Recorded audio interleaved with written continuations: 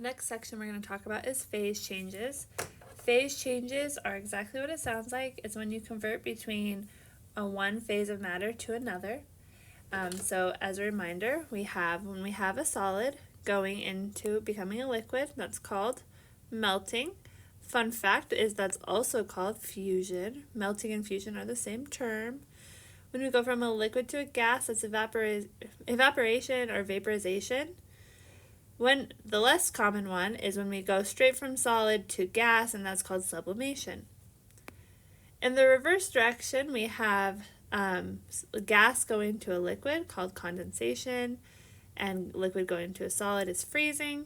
And then another, the one that's opposite of sublimation is gas going to a solid, and it's called deposition. And I kind of think about it as like if you have money floating around and you deposit it in a bank, you're going from free floating like a gas and depositing it into a solid structure, your bank account. So deposition, gas to solid. So in this process, energy is either added to make that process happen, or it is released. Anytime we're going from something in a closed state like solid up into a more free-flowing, we need to increase the kinetic energy, and so we're going to add energy to go from solid to liquid to gas. And then therefore the reverse, which to me is a lot less intuitive, is then releasing energy. So to go from a gas to a liquid, that's an exothermic process. And to go from a liquid to a solid, that's also an exothermic process. I just like to do the inverse of what I know. So if I know, okay, if I want to boil water, I want to go from a liquid to a gas, okay, I got to heat it up. I got to add energy. That's endothermic.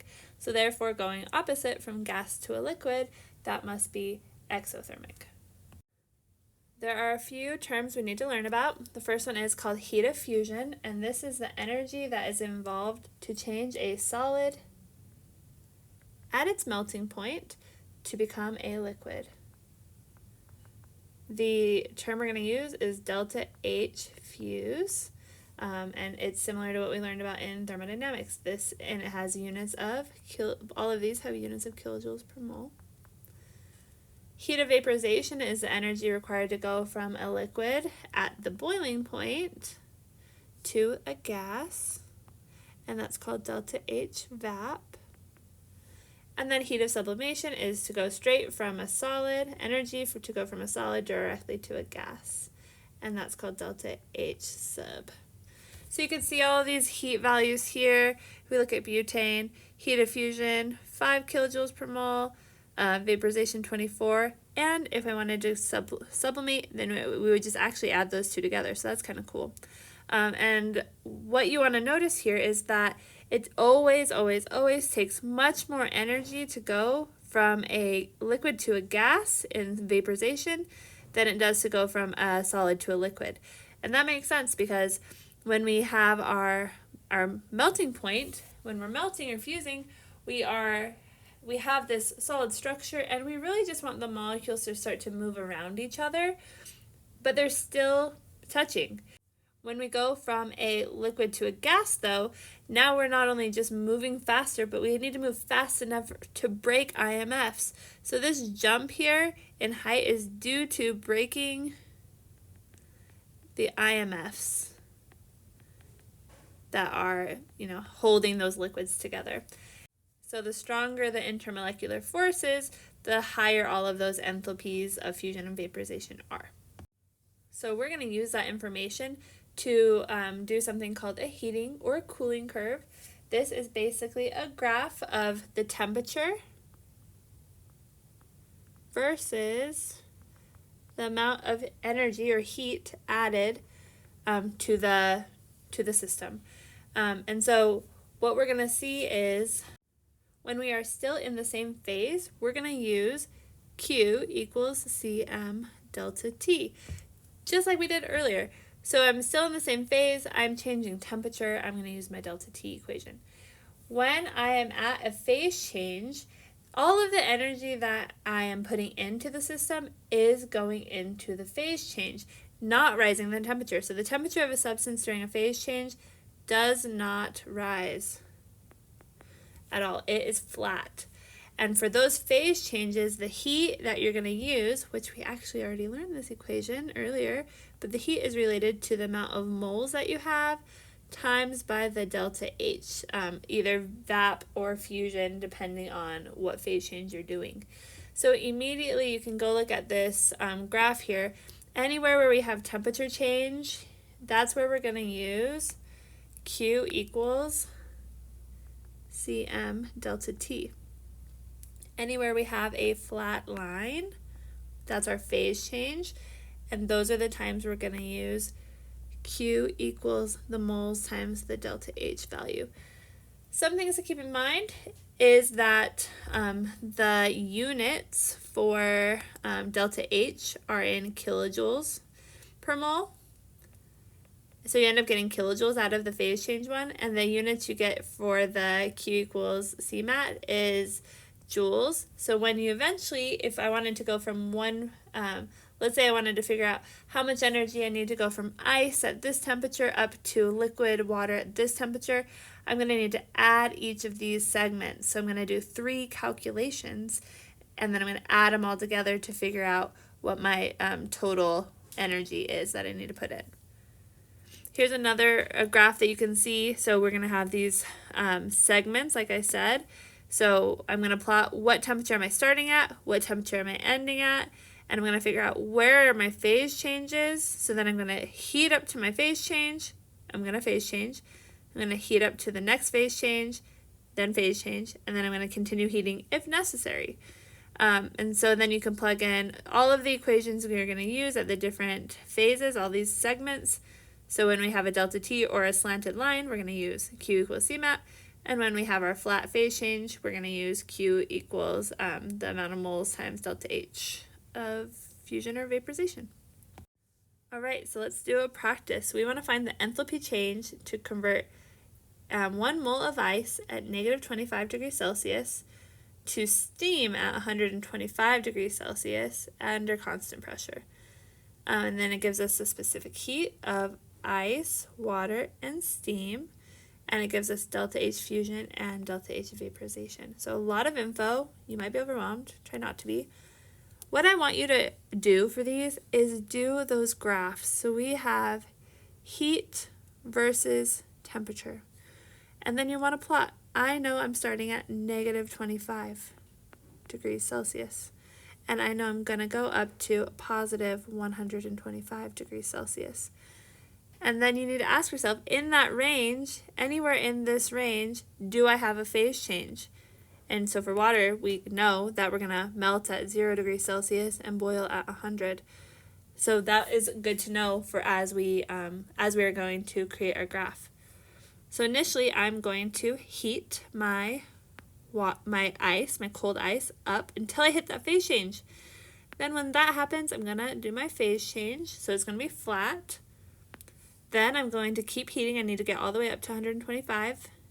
Heat. I get to 100 and I can't do any more temperature change because now I got a phase change. Once I phase change there, then I can continue heating my last temperature change to get up to 125. So each of these pieces is how many calculations we're going to do. So we're going to have 1, 2, 3, 4, 5. And the equations, luckily, are very similar. We just have different values for each of them. What I don't want you to do, okay, I'll do this in a different color. What I don't want you to do is say, okay, I'm starting here, I'm ending here, one line.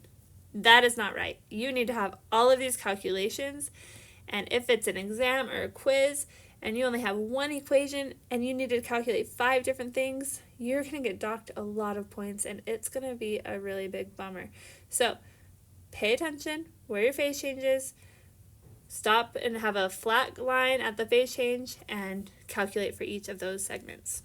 So let's start with number 1. We have a slanted line. We have a temperature change. So we're going to use Q equals Cm delta T. All right, so let's just jump in. We are in a solid ice here. So we're going to have our heat capacity of solid ice told us is 2.03 joules per gram degree Celsius. I know it says Kelvin, but remember I like degrees Celsius because it's a delta T. Our mass, now we need to figure out our mass. We know we have 1 mole of ice, which is water, right, H2O. So let's find out how many grams that is. This is another calculation you're going to need to do, but luckily you have moles for when you need it, and now you'll get the grams. So we're going to do, for every mole of water, we have 18 grams. So our molar mass will be 18, or our amount of mass is 18 grams. All right, and then our delta T. We're going to do final minus initial, so we're ending at our phase change, which is 0 degrees Celsius, minus our initial, which is negative 25 degrees Celsius. Oops. And so then we have, this ends up being a positive, this whole thing ends up being a positive 25 degrees Celsius. So we're going to multiply that all through, and then what we end up getting for that first phase change is, or not phase change, sorry, heating up is 914 joules. All right, so that's for this first segment here. We are done. Number 2, we're going to use, we're a flat line. We need to phase change. So our phase change equation is moles times delta H. And since we're going from a solid to a liquid, we are going to melt. So we're going to have delta H fusion. Now the nice thing for us is we already have the moles. We know we have 1 mole of ice that's melting. And so we're going to now multiply it by delta H fusion, which is 6.01 kilojoules per mole. So 1 times 6.01 is 6.01, and we're in kilojoules. So already you can see we have kilojoules and joules. I'm immediately going to turn these joules over into kilojoules just to have consistency. It'll tell you in your problems what unit you need to be in for your final answer, so that should help guide you. So I have 914 joules divided by 1,000 is going to be 0.914 kilojoules. All right. Now, we have heated our ice up to melting. We have now melted everything. So now we have some really cold water. We're going to now heat up our water for our segment 3. So since we have a temperature change, we're rising. So we're going to do Q equals Cmat. So the only difference here is that our C is different. We have 4.18, we can see, for liquid water, joules per gram degree Celsius. We have the same mass of 18 grams. Now we need to look at our temperatures. We are going to end at 100 at our phase change, and we're going to start at 0. So I'm going to have 100 final temperature minus initial. So our total temperature change is 100 degrees Celsius. So once we calculate that all through, we end up getting 7,520 joules. And just like I did earlier, I'm going to convert that into kilojoules. So divide by 1,000, and you get 7.52 kilojoules. Okay, hopefully you're starting to feel like, okay, you see the trend, you see the equations. Now we have warm water, very warm water. It hasn't evaporated yet, so now we need to vaporize it. I'm going to use we're at segment 4 now. We're going to use Q equals N times delta H vap. So again, we have 1 mole still. Our vaporization enthalpy is 40.67 kilojoules per mole. Multiplied by 1 is just 40.67 kilojoules. All right. And then last step, we're heating up. We have all gas, a cooler, quote unquote gas, although it's hot still if you've ever felt steam. It's really hot. So we'll have our temperature change. We have a slope going on here. We have Cm delta T. Our specific heat for steam is 1.84 joules per gram degree Celsius. Still 18 grams. And now we're going to end at our final temp, finally, 125, and we started at 100. So we'll do 125 minus 100 degrees Celsius. So our total here, again, is 25 for our temperature change. So we're going to multiply all of these values together, and you end up getting 830 joules. So let's go straight to kilojoules, and we get 0.83 kilojoules. So it wants us to tell it the total enthalpy change. So what we need to do now is take all of our values from each segment and add them together. So we're going to get our heat total is going to be 0.914 kilojoules plus 6.01 kilojoules plus 7.52 kilojoules plus 40.67 kilojoules plus 0.83 kilojoules. And what we end up getting for our total heat is about 55.9 kilojoules. The last problem we're going to do in this section is a cooling curve. So the nice thing about cooling curves is it's the same process, but when we heated it up, so heating curves, it is an endothermic process to heat things up. So your values ended up being positive. For cooling curves, it is an exothermic process. So all of your values should be negative. And if you forget, that should hopefully be a concept check, like this whole thing should be negative, all the components. But we're going to do the exact same thing where we have our graph of heat versus temp. And we're going to, so it says, what's the enthalpy change during the process where 100 grams of water at 50 degrees Celsius is cooled to negative 30 degrees Celsius. So I'm going to write, I'm starting at 50. Okay, that's where I'm starting. I'm ending at negative 30. Where's my phase change? Well, the only phase change in between this whole thing is at 0 degrees Celsius when we're going to freeze. So I can cool to 0, I can cool and freeze, and then I can continue to cool down to negative 30. So we'll still have the same equations. We'll have segment 1, 2, and 3. And let me pull up those specific heats. So we have specific heat of liquid water is 4.18 joules per gram degree Celsius.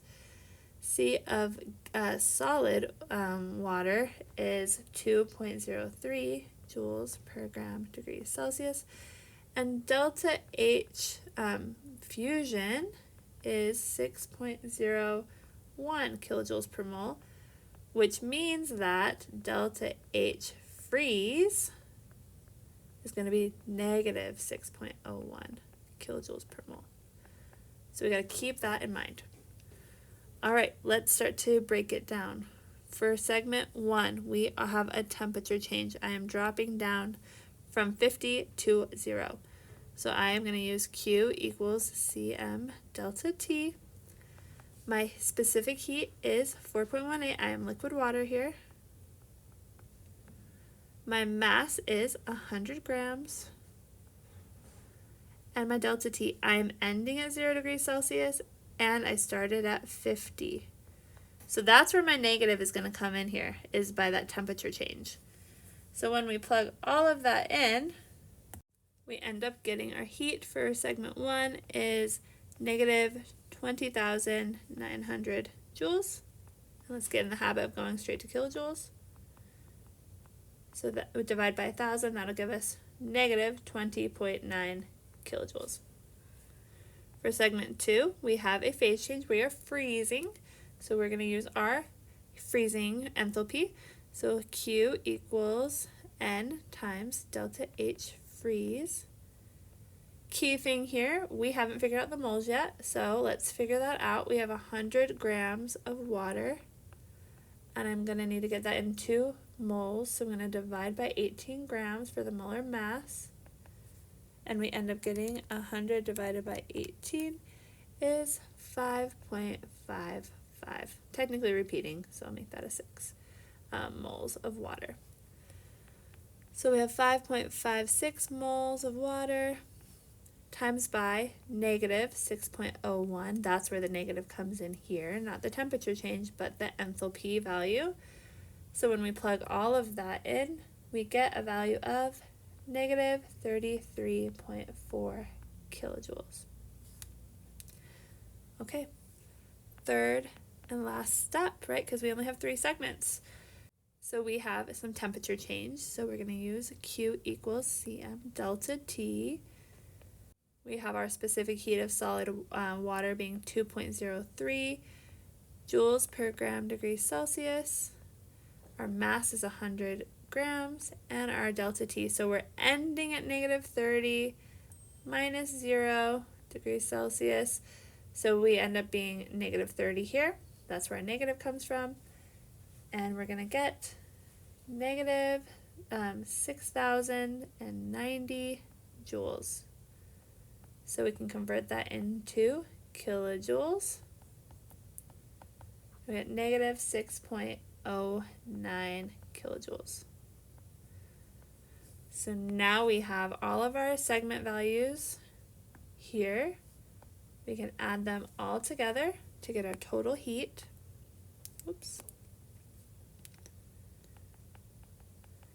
So we're going to have negative 20.9 kilojoules plus negative 33.4 kilojoules plus negative 6.09 kilojoules gives us a total of negative 60.4 kilojoules.